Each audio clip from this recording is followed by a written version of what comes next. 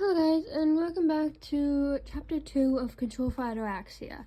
And to start off this, reading session, I'm going to refresh you guys' memories on the vocabulary and give you guys some detail as to what two of the characters look like.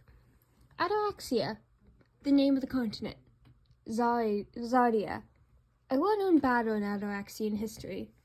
Zardoni, a species in Addoraxia that take a almost devil-like appearance.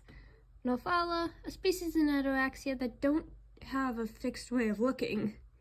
Wizardia, special stones that can grant the Zardoni powers.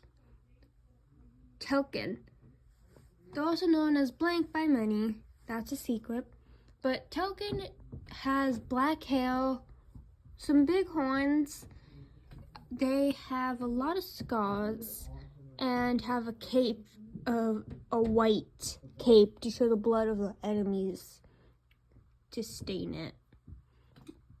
So by that I mean they have the blood of the enemies on the white cape stained. So yeah. Exion, also known as blank by many. You guys should have seen Exion in last episode's video. Last chapter 1's video, because the thumbnail of that was Exion. I don't feel like I really need to explain that much.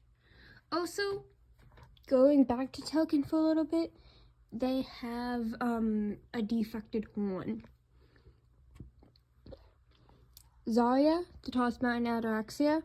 Vortina, a safe underground place for the Zardoni to go and live. Lorcan, a Zardoni master that guards the Wizardia of Souls. Now, let's go into the story. Chapter 2, Vortina Blood. A few weeks into Telkin's plan, Exion was worried for him. After the battle of Exardia, Exion noticed that Telkin was acting weird. They live in the town of Vortina, but after the war started, more and more Zardoni started to make their way here, looking for a safe place to stay. The districts of the town are named after some of the Zardoni gods.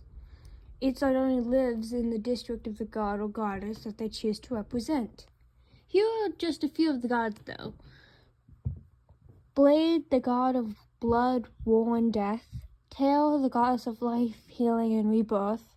Elk, the god of hunting, loyalty, and respect. Riku is the goddess of protection and safety. Tushkai is the god of stealth, darkness, and shadows. Elpheus, the god of time and second chance. Fuxin, the goddess of love, freedom, and wisdom. Aikifa, the non-binary god of memories, literature, and history. Cassith, the god/goddess of spirits, travel, and control. Pukailish, the goddess of tricks and chaos.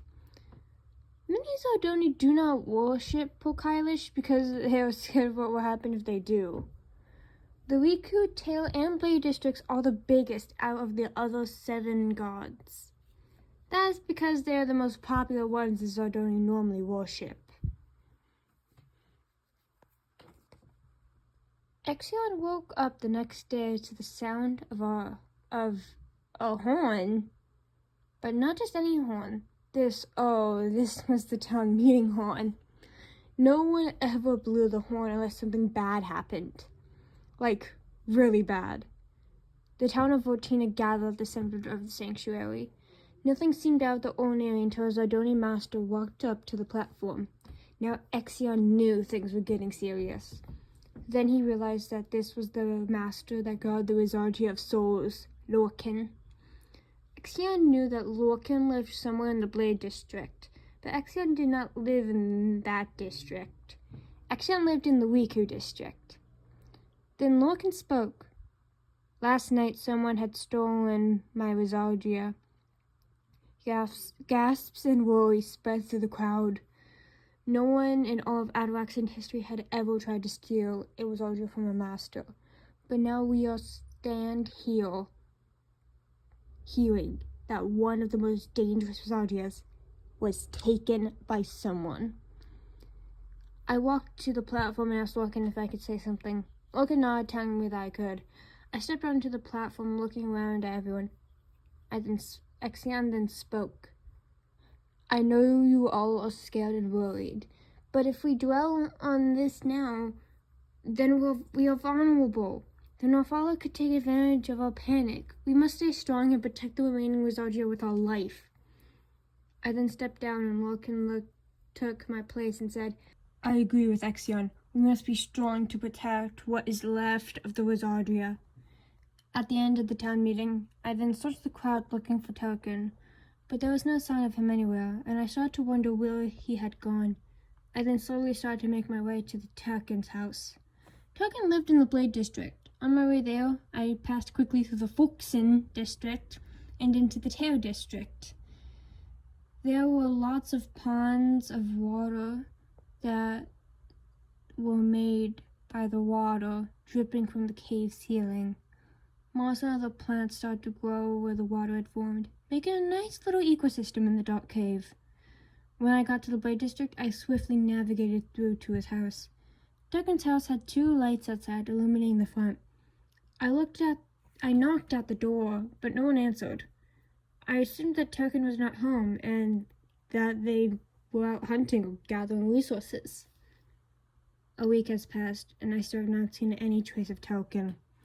I know that Token is not a true Sardoni, but I'm still worried about him. I hope you guys enjoyed part 1 of chapter 2. I'm splitting this into 2 parts because of how much I wrote. So yeah, please leave your comments down below if you would like to know more details. If you'd like to know more details or backstory of certain characters, please leave it in the comment section down below, and I'll think about it, depending on which character you want to see. Like, if you want to know the backstory of how Lorcan became a Zardoni Master, I can do that.